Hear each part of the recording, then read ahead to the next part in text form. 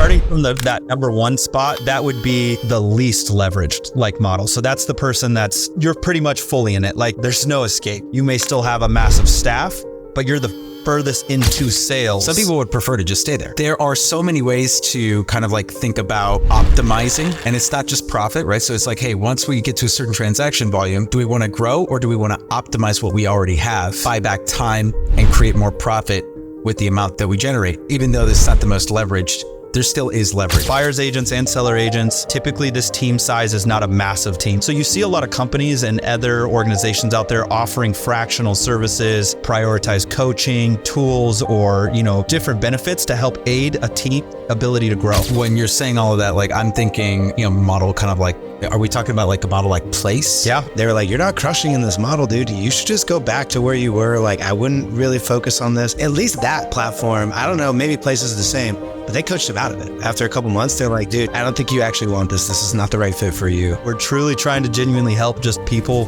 not make the mistakes that we see a lot of teams make along that journey and get to the goals that they're trying to get to. Welcome to the Refuge Podcast. This is Danny Gould here with Keith Anderson and Isacc Guzman, episode 2.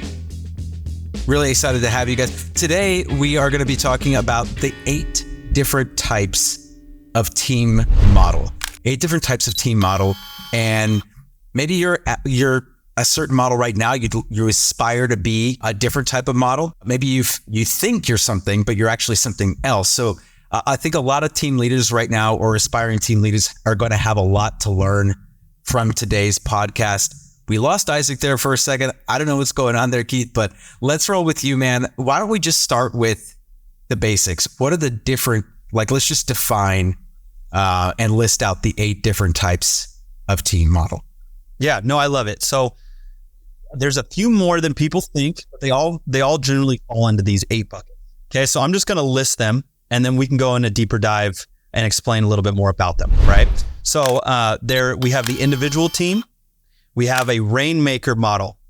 Okay, we've heard that quoted, so you'll hear that quite a bit, the rainmaker model. You have the mentorship team. Okay, you have the rev share model or the rev share team. Again, specific to certain brokerages and certain companies. You have the leverage team, which we'll get into, which is a whole different box from itself.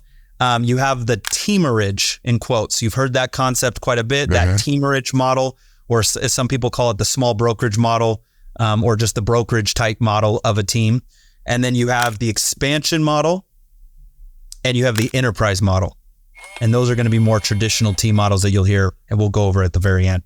But those are your 8 models. So we have independent, rainmaker, mentorship, rev share, leveraged, teamerage, expansion, and enterprise. Got it. Now, as we define these, I think that there's different buckets that we can kind of loop some of these into, right? So in terms of least leverage to most leverage, correct. How would you rank or categorize? Did you just put them in order then? I individuals did. Least? So starting from that number one spot, that would be the least leveraged model. So that's the person you're pretty much fully in it. There's no escape. We know who you are. If you're in that box, you're listen, I have no help. It's me. I'm in the sales, from a sales perspective of it. It's the least leverage in the sales box. So if you're in the individual or independent team model, you may still have a massive staff, but you're the furthest into sales. Whereas the enterprise model, being number 8 on that list, is the furthest away from sales. So if you look at it in that same breakdown bucket, it's kind of in that framework. Now, I have a question for you, right? Because when I think individual model, right, and you see a lot of people kind of stay in that individual or rainmaker model, do you think a lot of people stay there because it tends to be more quote unquote profitable, or is it something else? What keeps people from kind of graduating to say a more leveraged or teamerage or expansion model or enterprise model, right? What keeps a rainmaker model from achieving or getting to say an enterprise model? A couple things. The first thing that comes to mind is it's easier. Okay. It doesn't require as many systems or product builds or, management of individuals, right? You don't have to build as big of a business. Think of it as more of a doctor or a dentist or someone in that field where they run their own shop, if you will.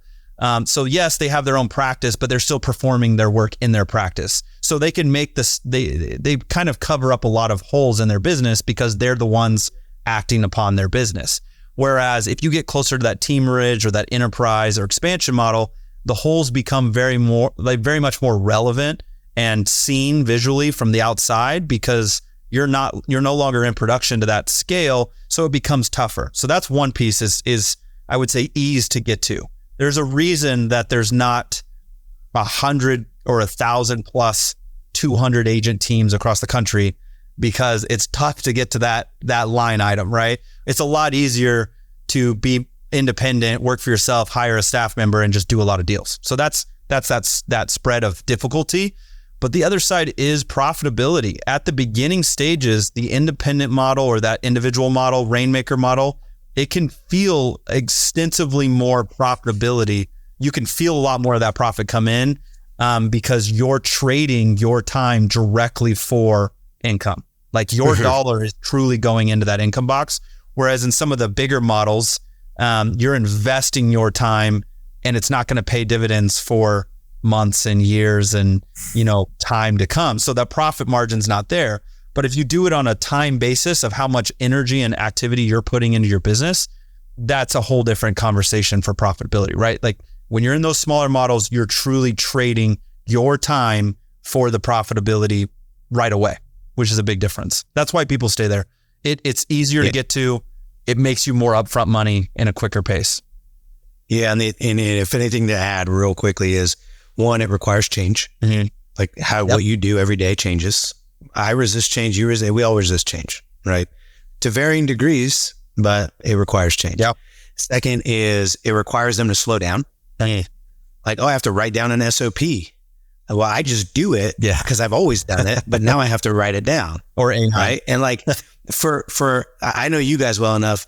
For you, an SOP is like, like that's what I did before I took my first sip of coffee. But for a lot of other people, it's not that case. They're like, oh my God, like it's been a month and they still haven't written their first SOP, right? So it's the slow down, because here's the easy thing to do. Go sell another house. Yeah. The hard thing to do is write an SOP and not have it be a money-making activity. So that's the thing I ran into personally, right? Why I resisted it. The other thing is this, trusting others, externalizing your income. Oh, no one can do it as good as I can. Right? Yeah. The good old, I can't give my clients to them because they won't do it as well as I can. My clients are loyal to me. That's another thing I've seen get a lot of people's way. And then the last one is pretty obvious. It's just like, they don't know where to start, even if they do. And so they never really like take the time and commit to like, I'm going to go and find a Keith to coach me through this. Yeah. Right.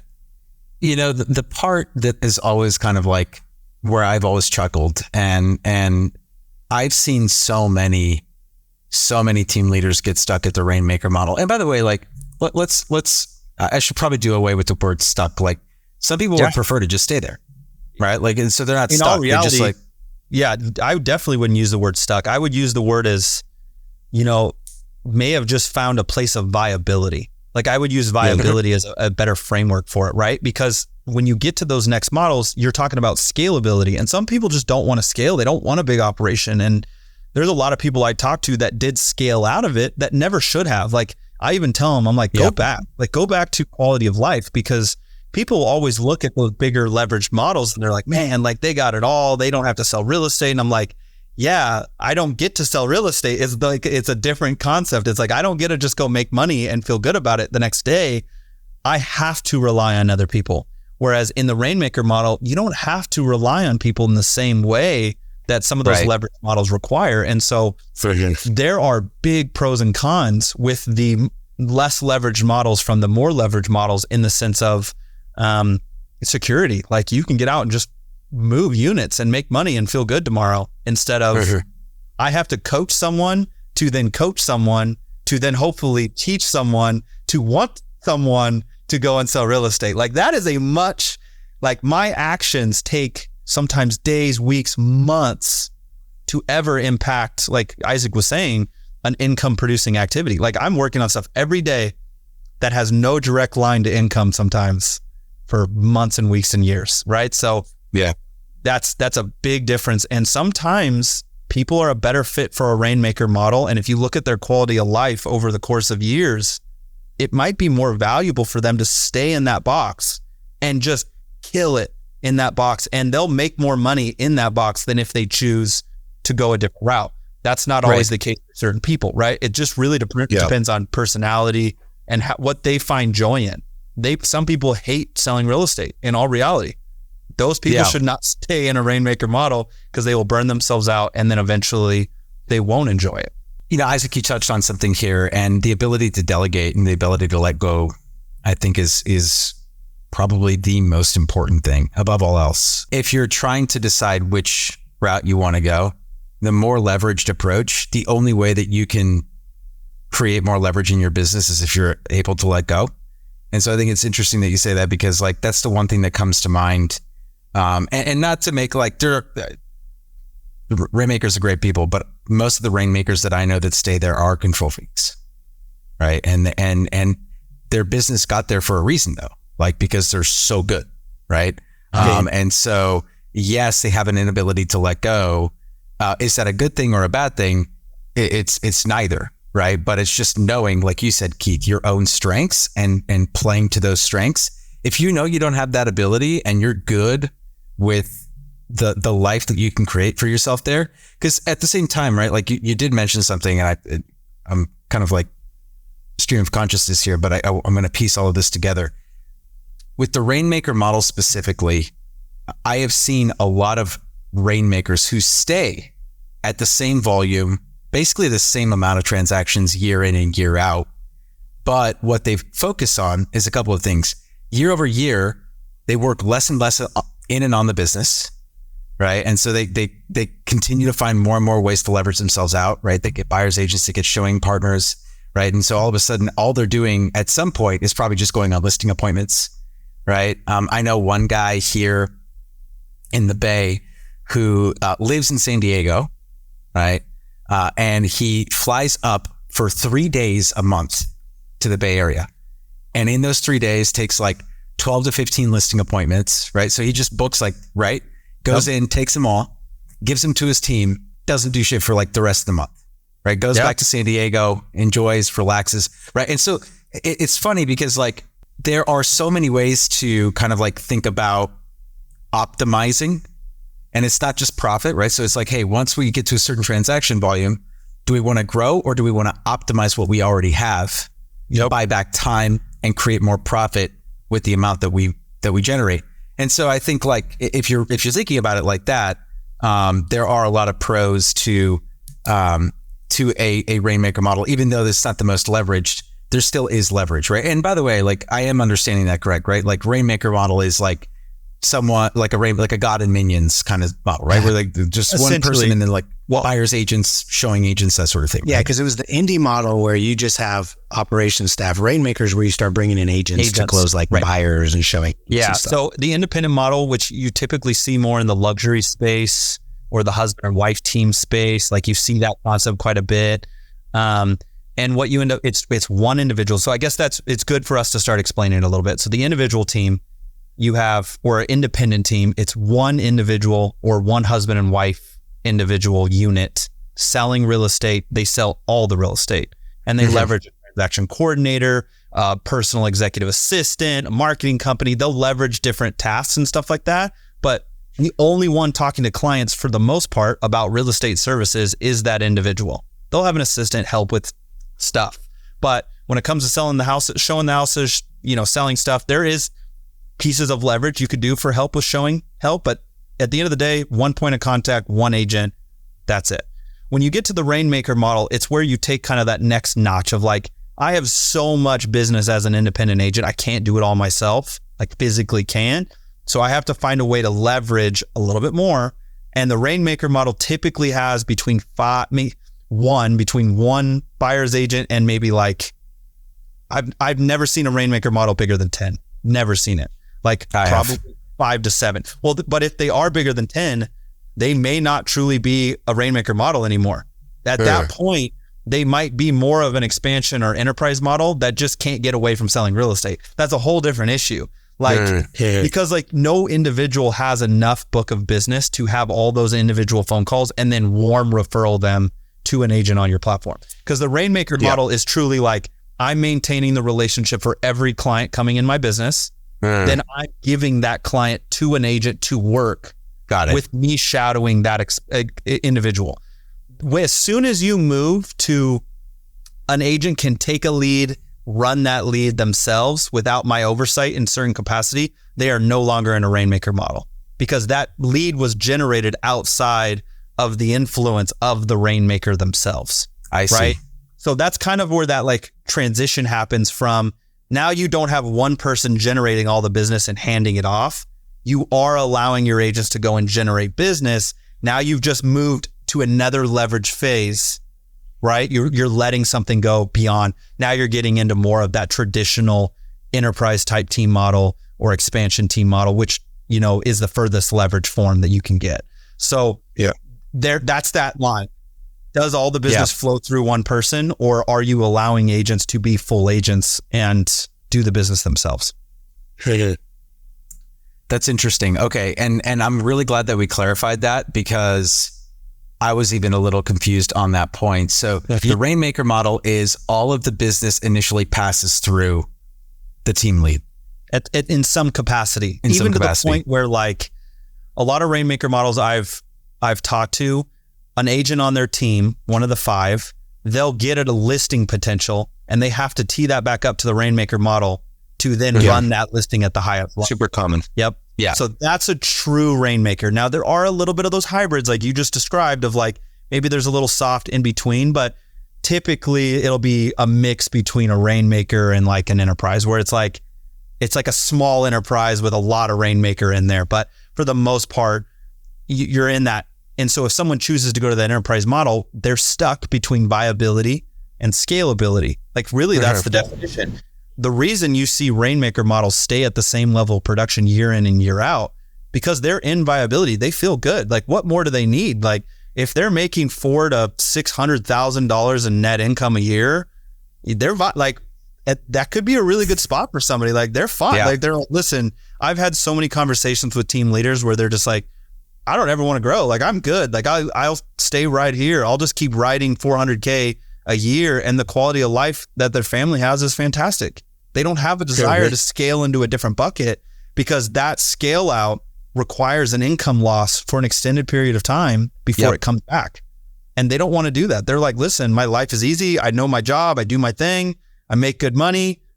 Happy. Right. And so that's deciding if you want to stay in a place of viability or if you want to get to a scalability. But as an individual Rainmaker model, making $1 million a year just isn't feasible unless you are in a high boutique luxury box of Rainmaker. Like you'd have to be in the percentile it's unique. It's not, you can't do that, pick that up and run it in a different marketplace. You'd be specifically talking about premier spaces for that. Yeah, like Silicon Valley. Like, sure. Like, you can be a Rainmaker model in Silicon Valley and make millions of dollars. Like, cool. Like, fantastic. Good for you. Yeah. But like, you can't pick that model up and take it to Kansas City and drop it in there and make $1 million. Like, it just doesn't exist. Like, I'm sorry. Right. Like, yes. You give it away, you know? And I think that's why, you know, especially here in the Bay, the enterprise model, really anything outside of like individual and Rainmaker models are so rare to find. Yeah, it's tough. You know, they're really, really rare. And I think that there's a lot of reasons for that. Isaac, you were in a situation where when you joined your previous company, they were kind of in that Rainmaker-ish phase, right? And you were in charge, you spearheaded and took them from like, what was it, 7 agents when you joined, right? 8, how many agents? And then like 9. And then when you left, they were like the number 1 team at EXP. Yeah. What were some of the growing pains there? Like talk to us about like what that looked like from when you got there to when you left. Well, so one of the first things was the partner that I had there was committed to growth. So I've seen organizations run into that first hurdle, which is not everybody's committed to growth. Mm-hmm. I was very fortunate. That's all he wanted. And that's all I cared about too. So it was really easy for us to be like, you want to grow? I want to grow. Awesome. Let's grow. So that's one thing that I didn't experience, but I know it is a thing. When your leadership goes and says, okay, guys, I want to grow. Here's the things we got to do to grow, and the growing pains that exist, right, that come up from it. And so that's one thing that I could have seen, but I didn't. Again, I was very fortunate in that. The other thing is some of the sticking points and some of the challenges that you run into that are extremely common is there's always going to be this balance between we like what we have, and so we want to protect it. And you see these people, I want to protect my culture. We've got to protect the culture. Yes. And everyone gets mad because like this one person comes in and they have this kind of attitude and it's slightly different than the vibe of everybody else. And so that's a really big issue. And the way that we handle that, by the way, is really simple. Every single human you bring into an organization is going to impact the culture and shift it slightly one way or the other. So what you have to first do is admit my culture is not perfect as it is. You are not perfect, and neither is your entire organization. Otherwise, you wouldn't want to grow, right? So first, you have to just own that, set the ego aside and say, okay, we're not perfect. So therefore, if somebody comes in and shifts the culture, they're shifting something that's already imperfect. So why don't we look for the gaps in our culture and recruit to that? Because if they're going to shift it anyways, we might as well shift it intentionally. So I'll give you a good example. Fourth quarter of 2019, we decided we're going all in on one-to-one video. Right? Every lead we speak to, we're going to pull out our cell phone and send that. Guess how many of the 9 agents at the time were really excited about that? 0. Top producer, amazing dude. You know him, Brian Danny, one of the most wonderful agents, best human beings in the world, and had the utmost respect when he told me this. But he told it to me. He goes, dude, I sold 64 homes last year without sending a video. I'm good. Yes. Right? So instead, what I did was, instead of trying to be like, well, I'm the manager and blah, blah, blah, that dude sells more houses in a week than I sold the year before, right? Like, you know what I mean? I was out there running a brokerage at that point. I wasn't even selling houses anymore. Yeah. So here's what happened. I just recruited like crazy, and every single person, I made them send me a video during their interview, and we did videos together right there. When they got into their boot camp, guess what happened? Guess what Power Hour was? They weren't making phone calls. They were going into the open house pond and sending videos for an hour and a half every single morning. That's it. And what's crazy is eventually Dante Nash got an 18-month-old open house contract from a video. And then because Brian's not a dumb guy, guess who sends out more video than anybody after that? Yeah. Brian, the guy who threw me out, I'm not going to send any more video. Yeah. So we positively shifted the culture to one of using video because, one, we owned that it wasn't perfect as is. Two, I recruited to what I saw is a gap, right? So that's the thing that I ran into. The other thing is this. You are effectively, when you decide to grow, nobody likes change, right? We all can agree with that. And like a lot of us embrace it and we chase change, but like the things that we know work, we don't like change. So most of the time when things change, you can be very frustrated by the system, by the man, by this intangible thing. Not in this situation. I walked in and they're like, I don't like the way things are changing and it's your fault.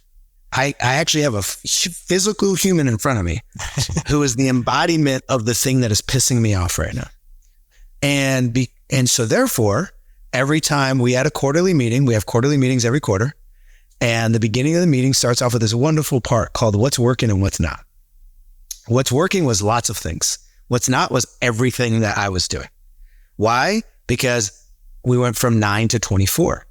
And guess what? Appointment structure changed. Who's running open houses changed, right? I have too many mentees. You know, they don't know their contracts yet. Like, yeah, you ever met a new agent? But it wasn't any of that. It was my fault. So you have to understand that you're also the human embodiment. You are the agent of change. And since people don't like change, you are the face of the thing they don't like. And so as a team lead, and if you have, or somebody in the executive staff, they're not going to necessarily say it to your face. So unless you create an environment where they can deliver that kind of feedback. So this was another challenge, was taking feedback like that, not taking it personal and being able to be objective about it, take in their feedback, but then also stay resolute in my mission. Yep. Because here's what eventually happened. every single quarter for the first 3 quarters, it was what's not working was all things under my direction. Right. And eventually not even eventually, on the first one, and I kept this song going for a while, was like, all right, well, I was brought in to do a job. I'm doing my job. How can I make it so that it makes it a little bit easier on you, but I'm not going to stop doing my job. Mm-hmm. Like what you're advocating for is that I stop doing what it is that I decided to do in this partnership. Right. And luckily the guy who founded the company, my business partner, he was all for it. He just sat there and like watched the show. Right. But I had to sit there and say, I am here to grow. And if you do not like that, that's okay. If you don't like me, that's okay. But that's not going to deter me from doing what I know is right. I know the math and the money. I know that the lifetime value of bringing in a productive agent far outweighs the lifetime value of any given client, which is the last piece I'll say is we had a great mousetrap for taking listings, as do most teams, as do most rainmakers and indie teams. They have an amazing mousetrap built for taking listings. Soup to nuts. Nothing for recruiting. Zero. What's crazy is that it's a more productive, dollar productive in terms of retained company dollar. It is more productive to get agents than it is to get clients, because the best client you've ever had, if you're watching this podcast and you go do the math on the best repeat client you've ever had, and you look at the net margin you have retained lifetime from that consumer, and then you bring on a mid-range agent that has stayed on your team selling 8 to 12 houses a year for the last 3 years, you have retained more company dollar by being partner with that agent than the best client of all time. Yet you invest way more money, time, energy, resources, and effort into bringing in that seller than you do into bringing in that agent. So I had to help also shift that mindset around how do we manage expenses? How do we manage resources? How is marketing, right? Marketing thinks they're just there to generate leads. No, you're there to support recruiting. So those are some of the challenges I ran into. I think to tap into that as you grow through that phase, now having 145 agents on our team, like we had to go through that massive line of sight. Like we got to start from somewhere. We started with, guess what? Just the owners. So to go from 2 of us to 140 plus staff, that's a massive movement of growth. And so the biggest one for us along those lines for plateauing was the people that you hire at one phase may not like the next phase. Yeah. And really everybody's focused on retention, but turnover is actually a healthy evolution of changing culture, because the people that you hired when you only had a team of 5, they're looking for a team of 5. You're not going to be able to hire the same type of people to a team of 100 than you are when you were trying to hire for a team of 5. And so naturally, they're not going to like it's okay. They didn't want to be a part of a team of 100, but your goal still remains. So you have to be okay with understanding that agents will leave you. And we had agents leave our team of 20 because we gave them the goal that we were going to try and get to 40 or 50 agents. And they didn't like that. They were like, man, 20 is even too big for me. Like, I'm good. Like, I'm out. And guess what? They came back when we had a team of 60. Like, their mindset changed and they evolved. And like, they were like, I was wrong. I'm sorry. Like, we're coming back. Like, we want to grow with you. Yeah. And it's all part of the vision of culture. And one of the best ways to heal culture or create new culture is to grow through them. People will leave, and the new people that join, they only know the new you. They only know the new team. They never knew the old team. So in most of the time, the healthiest way to maintain culture growth is to grow through them. If they leave, that's okay. It happens. Mm-hmm. But now the new people come in, are fired up for the new vision and the new painted focus of where you're taking the company. And so the biggest thing that I give advice for team leaders is they move through these models or they move towards a more leveraged state. It's not a matter of if I can keep this agent. It's a matter of how long will this agent be here. Every agent will eventually leave. They will scratch the itch. They will want to go somewhere else. And that's okay. We're running a company that involves training them. And technically, if we do our job at the highest level, would they not want to do what we do at some point if we find the best agents? Which would then mean they need to leave in some form or fashion to then create the same life that I created for myself. If they don't, if every agent on our team, or at least some of them, don't want that same thing, then I'm holding back from teaching them to the highest level, which I got for myself. And so knowing that, understanding that, and then not taking people leaving your team personally is a massive process of growth of leverage. When you're a rainmaker model and you only have 5 agents, you lose 20% of your productivity when one agent leaves. That's the pro and the con of a process of that leverage. When you lose someone, you just spent a year training and you only have 5 agents and you just lost one, you just lost 20% of your bandwidth overnight. When you have 100 plus agents and you lose one agent, you lost 1% of your bandwidth. That's a massive difference of leveraged ability, right? So those are the pros and cons against that box. So I guess to wrap up Rainmaker as we head in and we talk about that growth phase, Rainmaker is one of the least leveraged team positions, but with a very high return on initial profitability. It burns people out. You see agents get burnt out. There's no exit plan. They can't sell their company. They'll never be able to sell their book of business because that book of business relies on that individual. They know that agent's name. So you can't sell it. People try and it crashes and burns every time. If you're looking to buy a book of business and jump into real estate, don't buy a Rainmaker Models book of business. They don't know you. They won't work for you the same way. It's different, right? So that's that phase for sure. Actually a couple of comments here. If you are listening to this and you are interested in taking over books of business, a great book, great read for you called The Golden Handoff. I don't know if you guys have ever read that book. It actually helped me. I took over a couple of like smaller books of business, but here's the key. You're not buying them. You are building in a waterfall referral model that dies off over a 3 to 5 to 7 year period with no upfront cash. Do not do that, especially like unless it's like a full-fledged enterprise model, where there's a clearly defined like EBITDA. It does not rely at all with the on the team leader and can run without them. Then you can buy it for cash. But anyways, Golden Handoff. Just wanted to throw that out. Have you read that, Keith? By the way, or no, Isaac? I haven't. I haven't read it. It's a really good book. I've been it's too a really, busy really good book. Building it myself. Apparently, I should have just read Golden Handoff and then went and bought one. And then I'd be in a much different box. But that did. Yeah, that's the hack. Actually, the episode's over. Yeah, that's the hack. Just go read that book and buy some businesses. Buy my team. Give me a call. To that point, though, and then I do want to move on. But I think the ego in all of us wants to believe, like, okay, there are some people on our teams that will never leave. When you said that, I couldn't help but think. Earlier this week, I saw a Facebook post of a gal that was on a friend's team. And this friend had, when I went to go visit her like 5-6 years ago now, she pointed her out specifically, this gal, and said like, she's the only one that will never leave me. Right. She's for sure never going to leave. Right. Guess what I saw on Facebook? Yesterday, 2 days ago. Yeah. She left.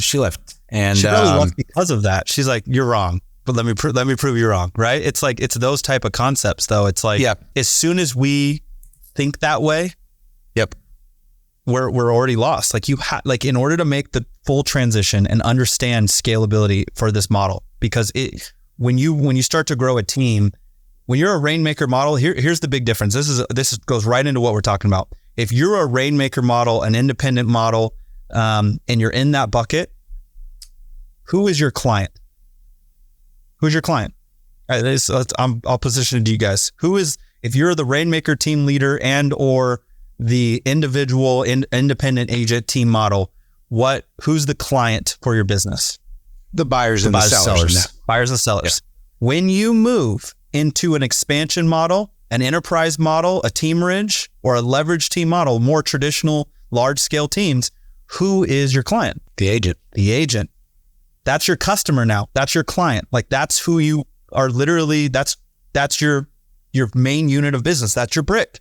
So when you make that shift, you have to make a functional shift in your business to be like, oh crap, I can't care about the consumer the same way that I did in that model. Like my consumer has now adjusted. Now the individual agent working on your team, that's their client. Absolutely. Because that's their book of business.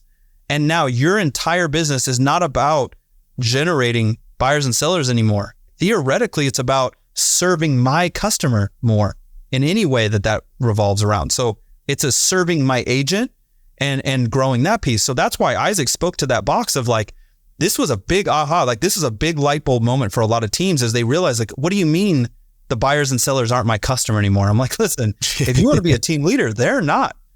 Yeah. And so they're focused on building a sales team around generating buyers and sellers. They're like, no. Your agents are not your sales team. They're not. They're your clients. So tell me, do you even have a sales team to generate more clients?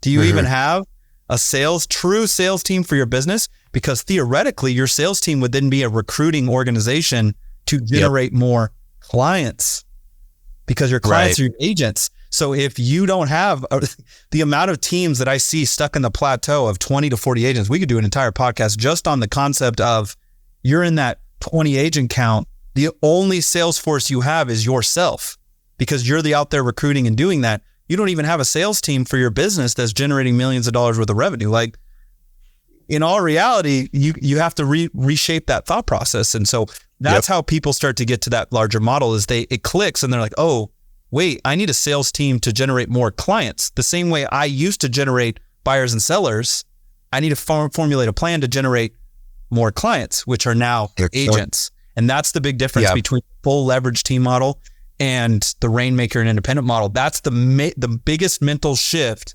is customers change in that business model. Yep. The most difficult thing about that 10 to 40, 50, 60 agents, whatever it is, at least for me, right? Because I was in it for like a long time, and it was knowing when to hire, when to, make, what systems to add in, what did the org chart look like at the different phases of growth not just in terms of agent count, right?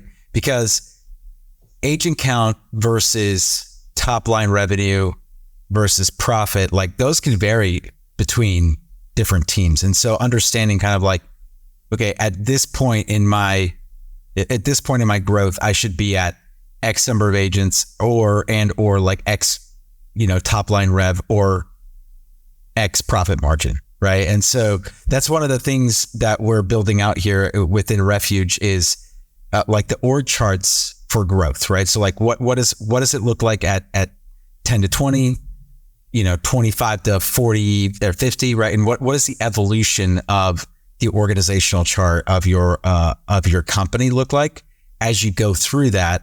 And the margins get smaller before they get bigger, don't they, Keith? Yeah. Oh yeah. And they stay small and then they get smaller and then they stay small, and so you have to evolve your business in a whole different box, but you change it in the same way, right? When you think about hiring and org charts and all that stuff, I am so excited for all the podcasts we have lined up coming in the future about diving deep in these models and some of these concepts. Yep. Great. But you look at it in the same way. If you're an agent, go back to the basics of concept of the business. That's what most agents know when they generate a team. When you're a real estate agent, how do you know it's time to hire a transaction coordinator to help you with your business? Typically, it's based off of how many clients you get, right? Like if you have one client, you shouldn't hire a transaction coordinator. You still need to learn the transaction process and you need every dollar you can. You don't have enough clients. Like, I'm sorry, the person that's hiring a $60,000 staff transaction coordinator or 70 or 80 or whatever it is, and they have 3 clients, like, listen, we need to talk about your expense lines like really quickly, right? Like you should be able to do this. So it's about that. It's the same thing about running a real estate team. Remember, who is your client now? It's the agents. So instead of basing how many agents I should have based on my operational staff, it should be what operational staff can I hire when I recruit the level that I'm supposed to be at, like that I'm at now. And I think that's the hard part is everybody's trying to put the cart in front of the horse. It's the same thing. Your number one focus should be recruiting. Like your ability to recruit is your ability to sell and grow your company. Then you're looking at your client base and be like, okay, how can I serve my current client base better now to take time off my plate so that I can scale to the next level of growth? Not, I've hired all this process, I've built all this process, I've hired all this staff, I've done all of this COO and CTO and all of these things. how many agents should I have now based on the amount of organizational staff I have? That happens a lot. Like people get so top heavy when it comes to, their staffing. And that's why margins get so tight, because they grow their organization prior to growing their sales force or their client base. You need a bigger client base before you can start massively growing your expense line. And so that's some of the big stuff we'll talk about is how these models work within those constraints at a high level. Yeah, and a moment of vulnerability here for me, like that was my biggest mistake, dude. Was I was way overstaffed for the amount of production that my team was doing. Like I wasn't overstaffed for the amount of agents on my team, but like I was in the most competitive market in the country, and it takes a long time to break into those markets. And so like when you're hiring agents who have been in the business for less than a year typically, right? Or maybe like less than 2 years in some cases, right? Like some of them had, like they were jumping from another brokerage, whatever. But like most of my agents were kind of in like that they had been in the business for 6 to 24, 36 months, right? And yeah, I mean, like the training program was great. They were doing what they needed to do, but like there was just way too much staff for the amount of production that we were doing. And so I think that's really key, right? Like not just looking at the agent count, but then also looking at like production versus staff.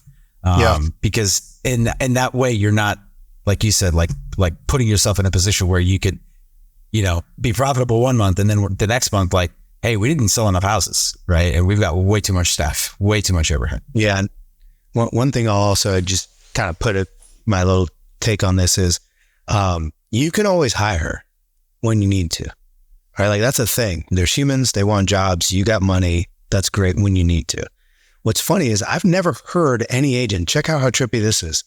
I've never heard an agent go, I can't lead generate this week, man, because I don't have enough admin to support more listings.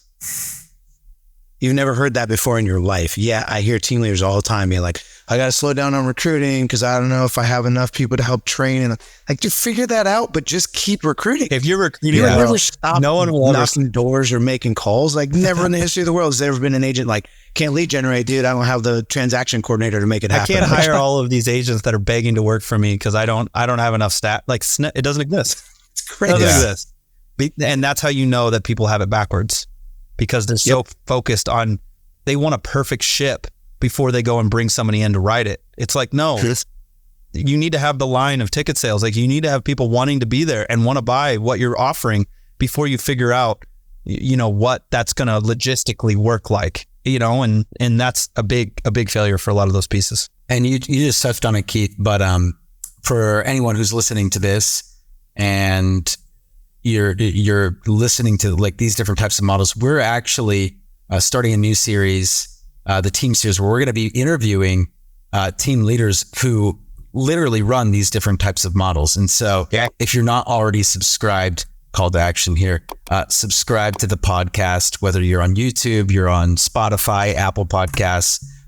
We're going to be bringing you high level content and really digging deep with people who are doing it right now in 2024, exposing the pros, the cons, and really understanding, their business and why they chose to be, why they're choosing to kind of like stay where they're at right now. And maybe some of them have aspirations for growth, kind of hearing like what their plans are for the future. So if you're not already subscribed, make sure to subscribe so that you can get notified when we drop the team series, which is going to come out really, really soon.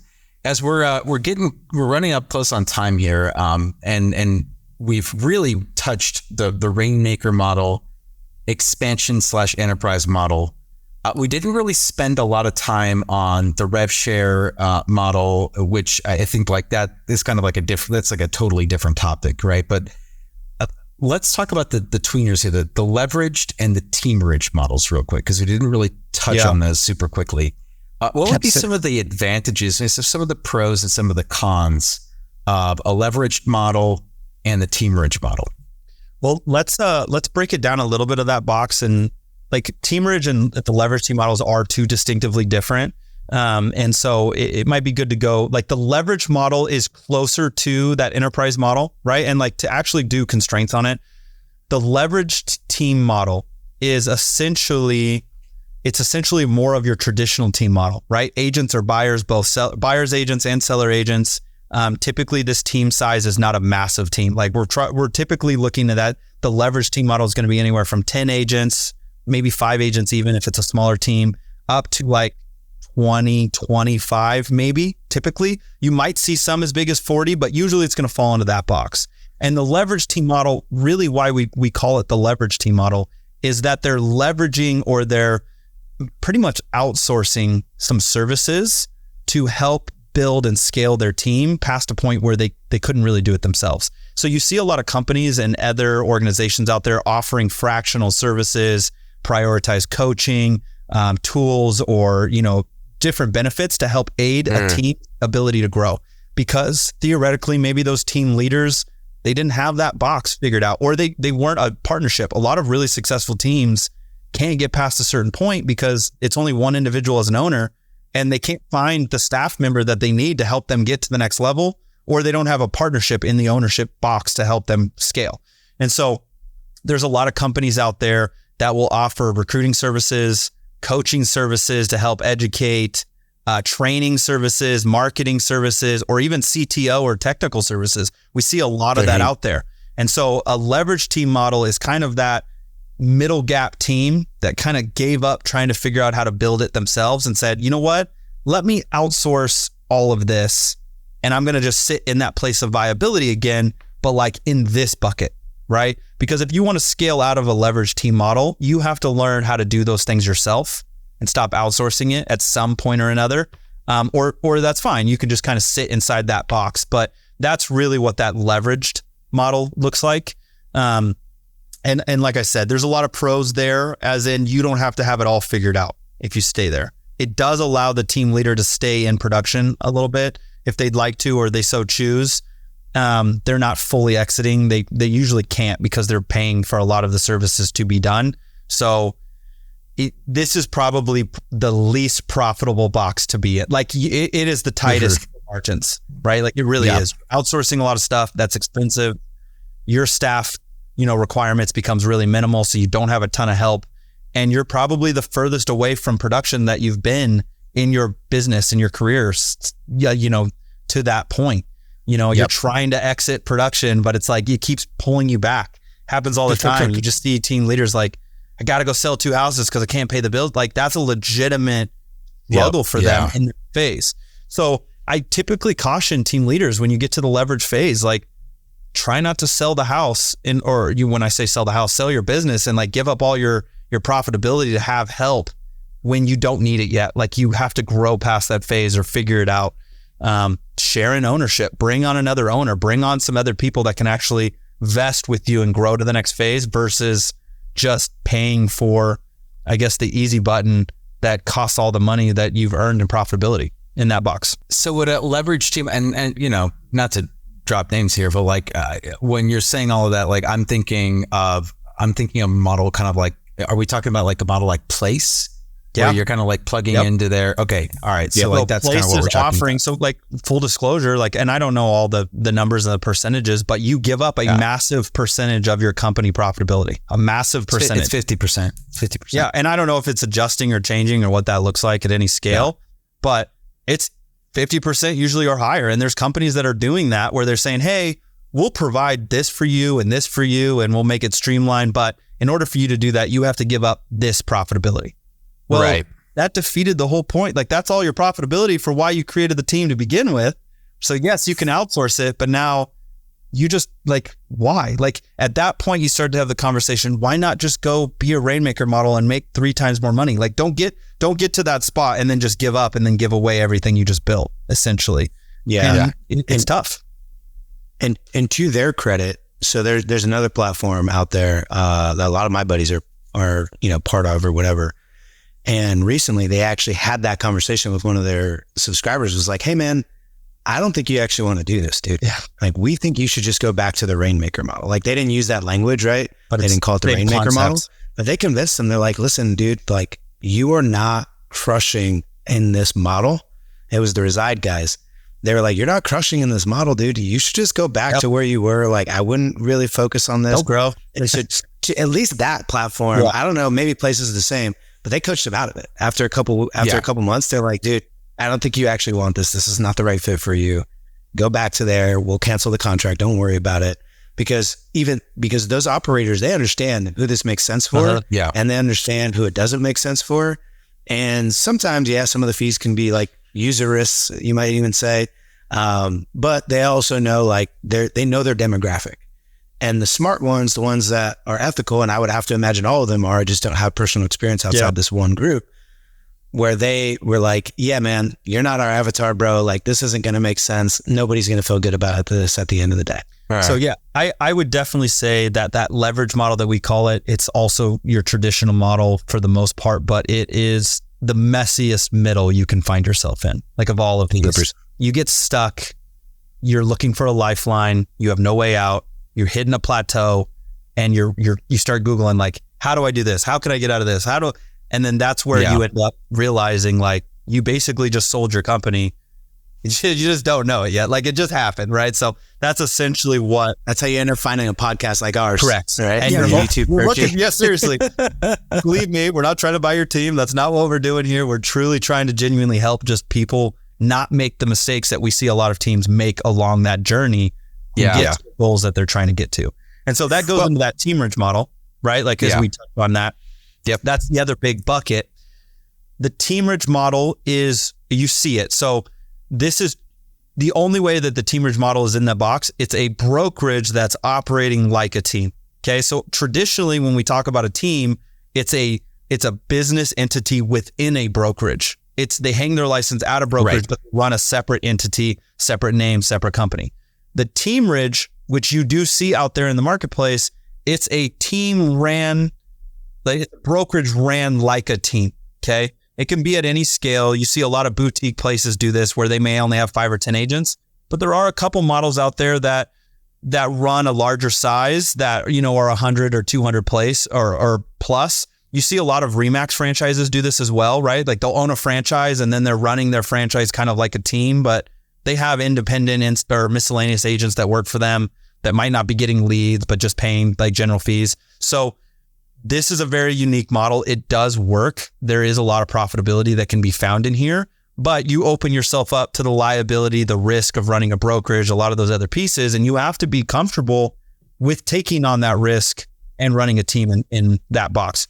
Personally, we chose not to go that route because we wanted to leverage the brokerage that we work for to do all of those things and not have our team be responsible for it. Because of all things to outsource or let someone else take on the burden for, it's the brokerage services that are by far the cheapest in today's marketplace to not have to pay for, or like not have to actually manage and run ourselves. Like, we didn't want to hire all the compliance people and all the brokerage staff and all the stuff that comes around running a brokerage.